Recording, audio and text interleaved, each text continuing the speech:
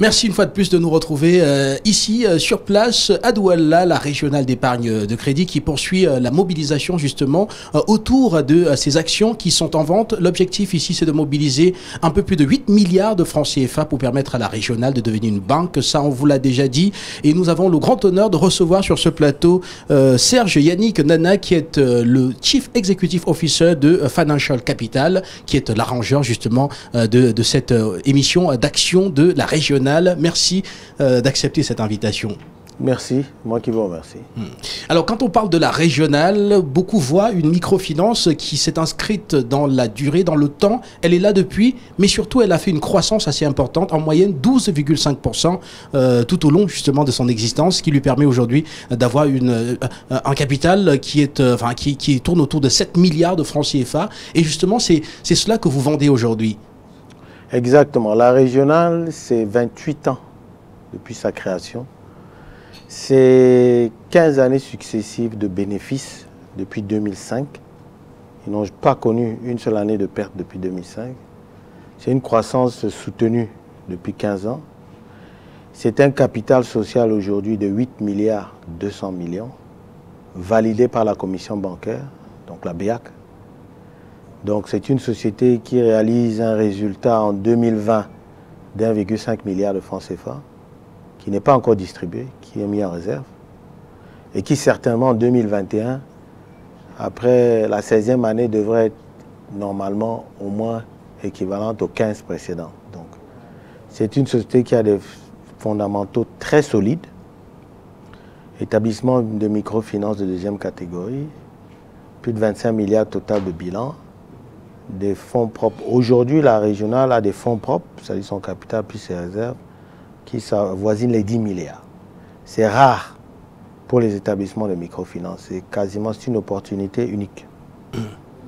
Alors, au terme de cette longue campagne de mobilisation justement des ressources par la vente d'actions, la régionale devrait atteindre 30 milliards de francs CFA de capital pour un bilan qui est estimé à 300 milliards de francs CFA. Alors, quand on a suivi tous ces chiffres, du coup, on se dit forcément que la régionale ne va pas redistribuer beaucoup de dividendes parce qu'elle a encore besoin de faire croître son capital.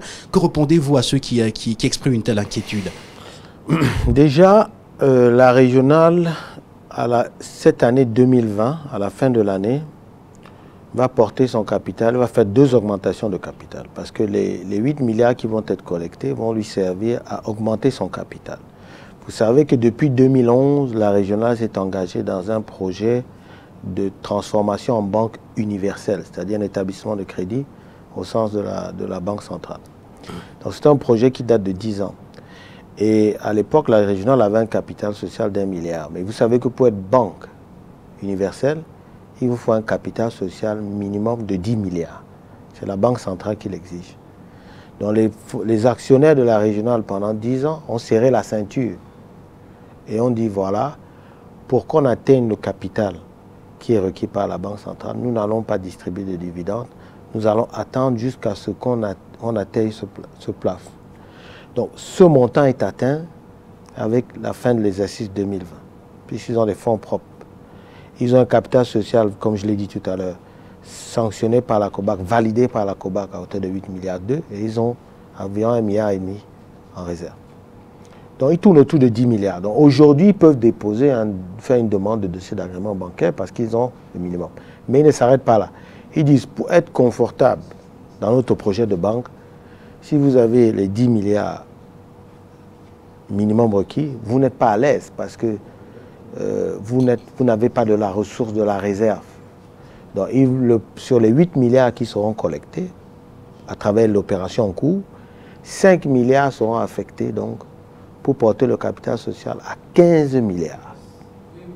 Donc, ils seront 50% au-dessus de ce qu'exige la réglementation. Donc, ça, c'est pour la fin de l'exercice 2020.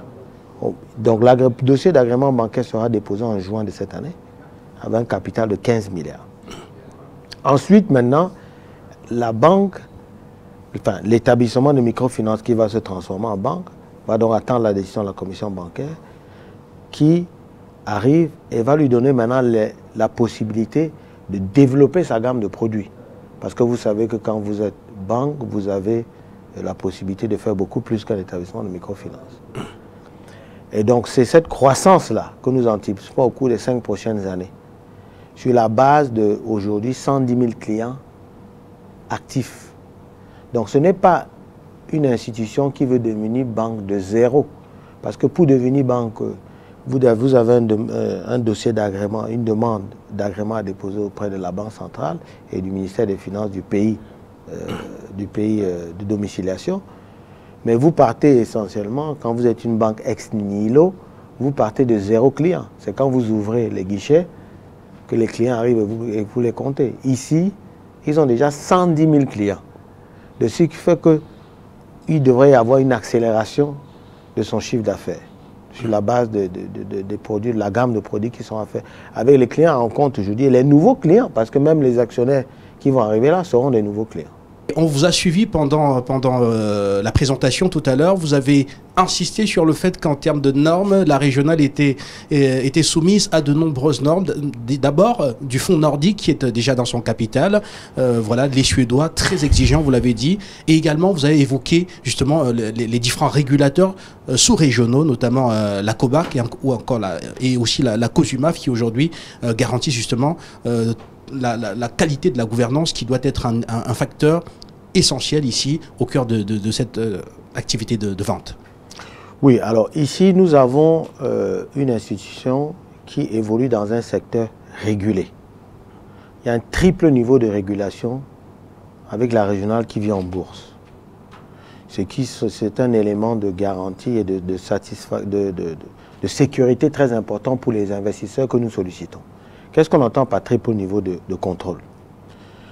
Quand vous décidez d'aller en bourse, en fait, vous décidez d'être totalement transparent.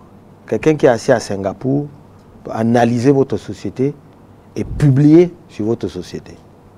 Donc vous avez l'obligation, vous êtes soumis à des règles de transparence draconiennes. Vous n'êtes plus capable de faire les choses de manière non professionnelle.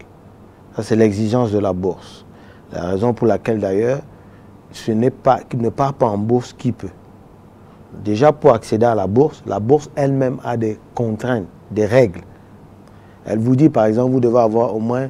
Si vous faites des pertes, vous ne pouvez pas aller en bourse. Si vous faites des pertes. Parce que la bourse n'est pas là pour vendre des sociétés qui font des pertes.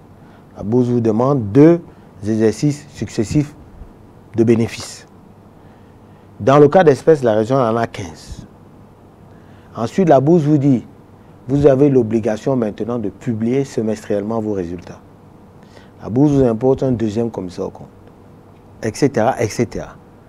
Donc, le premier obstacle là-bas, déjà, la bourse vous impose une transparence importante, que je viens de citer.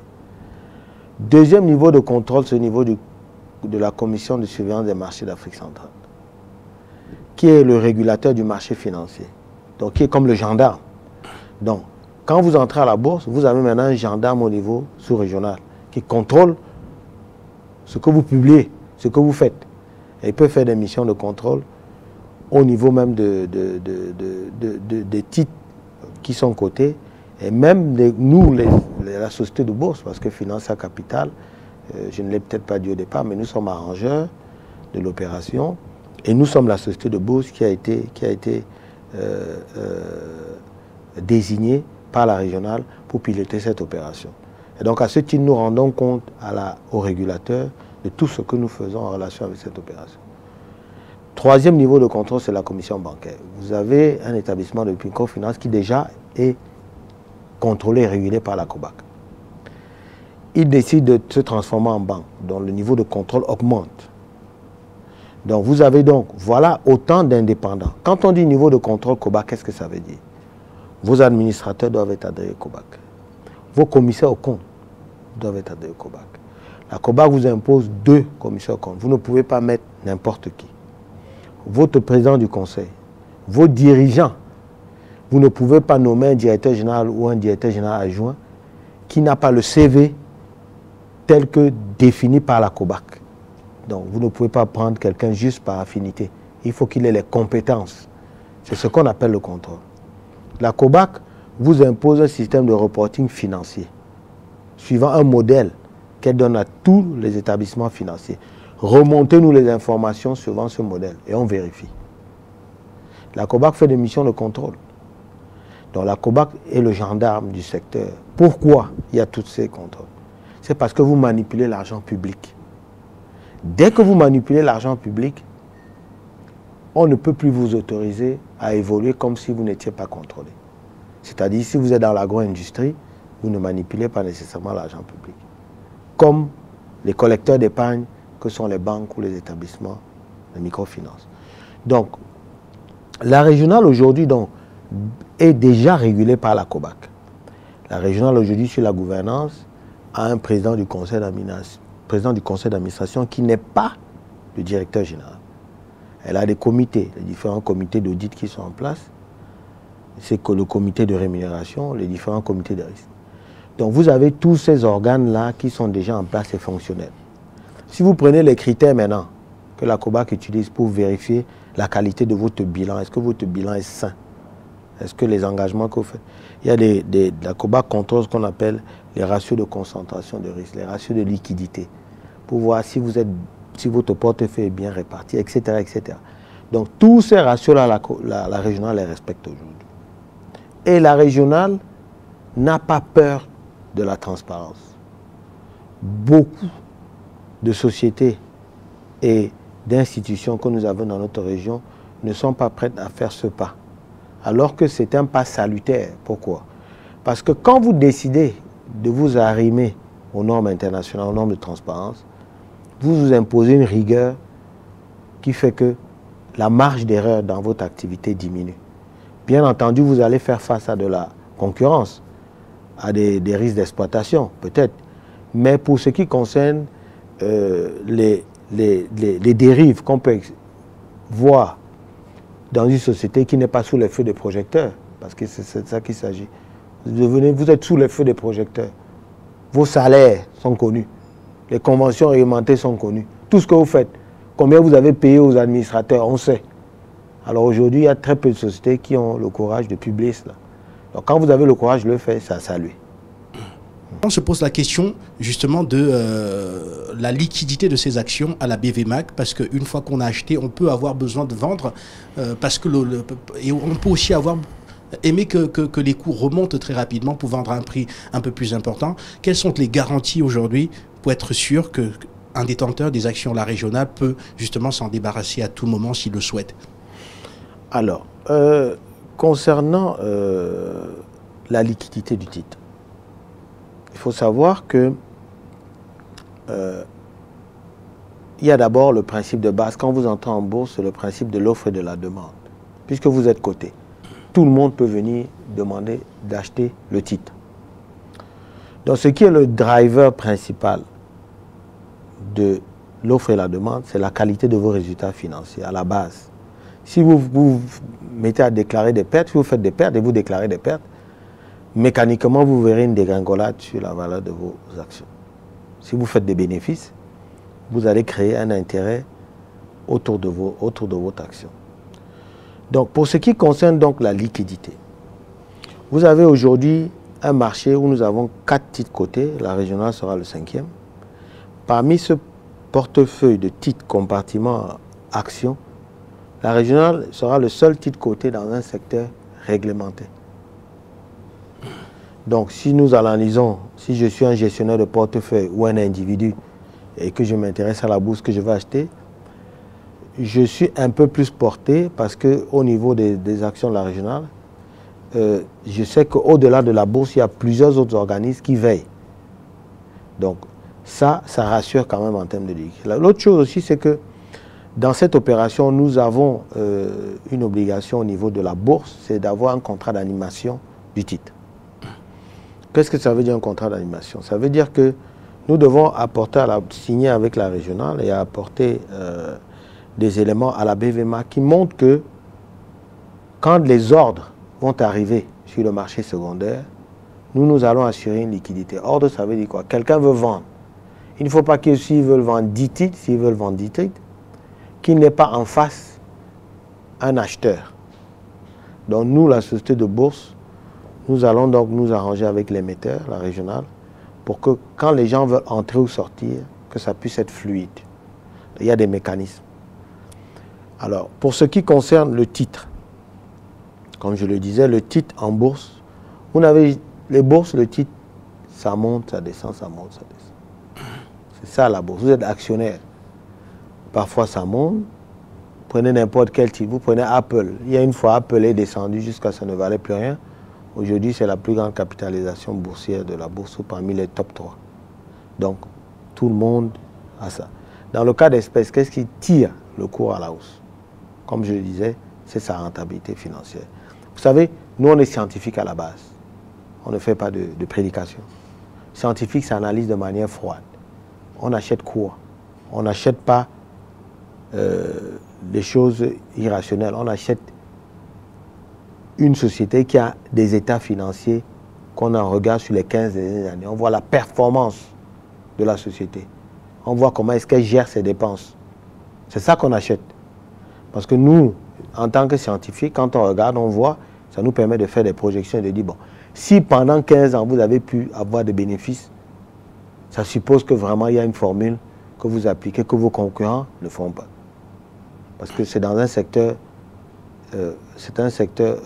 difficile, la microfinance. Et également, qu'est-ce qui nous fait croire que après 15 années de bénéfices, les choses iront comme par le passé? C'est qu'ils vont se transformer en banque dans un domaine où le taux de pénétration bancaire dans notre région est bas, très bas. Tournant autour de, comme on dit, les gens qui ont des comptes bancaires qui sont dans le secteur bancaire. Si on rajoute tous les secteurs, incluant les établissements financiers, on ne suis même pas sûr qu'on n'atteint même pas 40%. Au Cameroun, aujourd'hui, vous avez 16 banques. En Côte d'Ivoire, vous en avez 29 banques. Au Sénégal, vous avez 26 banques. Vous avez un taux de pénétration des établissements financiers au Sénégal en UMOA de l'ordre de 70%. 77% au Bénin. C'est-à-dire, si vous prenez les microfinances et les banques, Cameroun n'atteint même pas 40. Je ne suis même pas sûr que 35. Donc, vous voyez que si vous prenez un comparatif PIB par tête d'habitant de tous les pays que je viens de citer, comparant au PIB par tête d'habitant au Cameroun, nous avons un PIB par tête d'habitant élevé, mais en contrepartie, on ne pénètre pas le système bancaire comme dans ces pays-là. Ça veut dire qu'il y a une marge de progression énorme. C'est un secteur dans lequel vous pouvez rajouter 3, 4, 5, 6 banques qui vont fonctionner.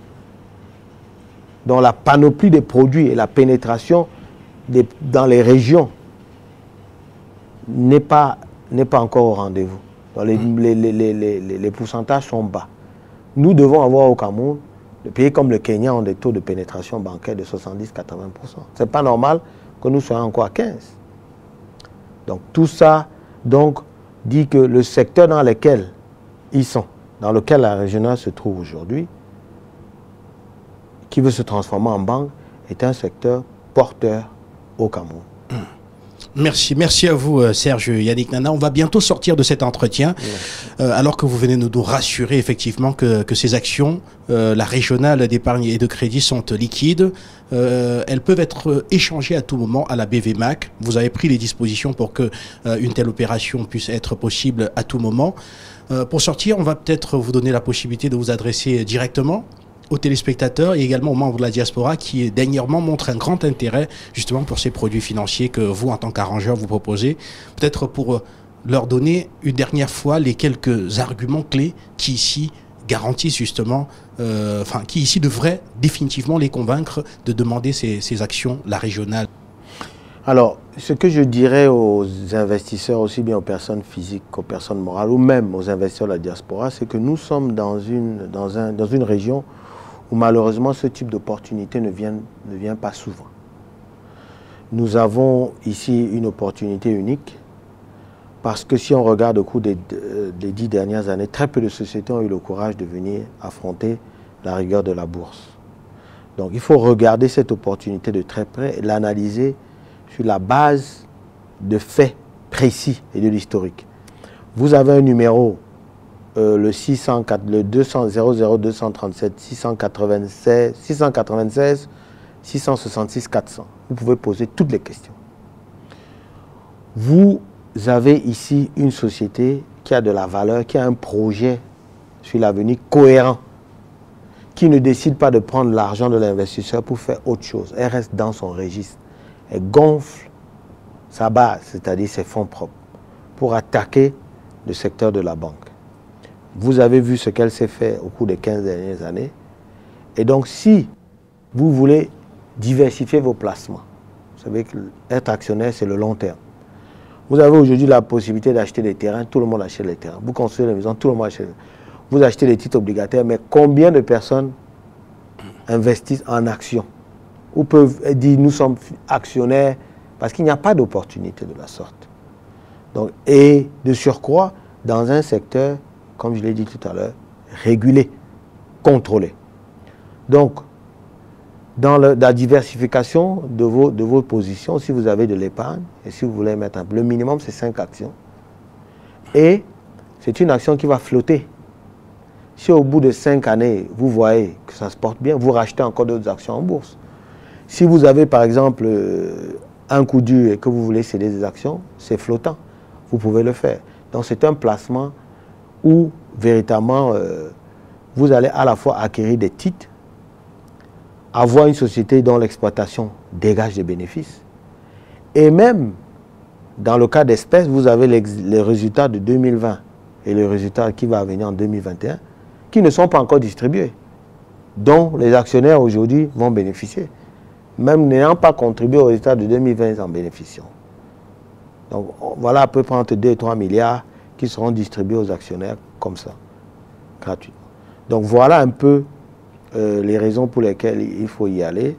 N'ayez pas pour la diaspora, ils investissent dans les bourses là où ils sont, soit à travers leur régime de pension là où ils travaillent, soit à titre personnel, soit à travers leur régime d'épargne. Mais s'ils ont des investissements à faire ici, il faut savoir que les rentabilités sont plus intéressantes par rapport à la rentabilité qu'on trouve. C'est vrai qu'il n'y a pas beaucoup d'opportunités, celle-ci en est une, mais les rentabilités sont intéressantes. Merci beaucoup à vous Serge, Yannick, Nana. Nous avons donc suivi ce roadshow ici à l'hôtel Aqua Palace de Douala, roadshow de présentation justement de ces actions de la régionale d'épargne et de crédit. Et nous sortons justement en vous remerciant d'avoir bien accepté de vous arrêter sur le plateau de la télévision panafricaine pour davantage nous édifier sur cette offre. C'est moi qui vous remercie. Merci également à vous, très chers téléspectateurs. On n'a pas encore fini avec ces actions, la régionale. Nous allons suivre les achats et nous vous donnons bien sûr rendez-vous à la BVMAC pour la cérémonie, pour la première cotation justement de ces actions de la régionale. Nous vous retrouvons très très bientôt.